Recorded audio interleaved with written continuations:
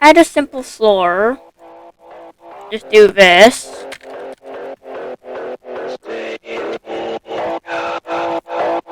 Now what we're going to want to do is copy paste this, scale it up, choose whatever you want for the wall. I want to use this toaster for example. Now we just pull it out. Now we have it inside. Ungroup, delete that.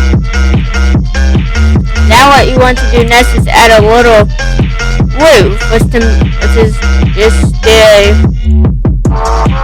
a wedge, but add any roof texture you want.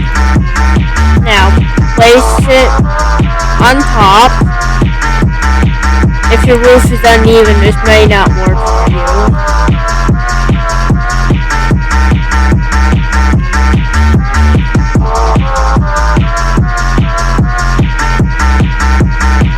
Now scale it down a little.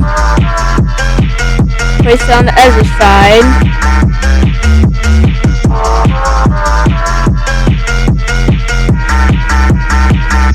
Rotate it. Now to scale it to the rest of the house.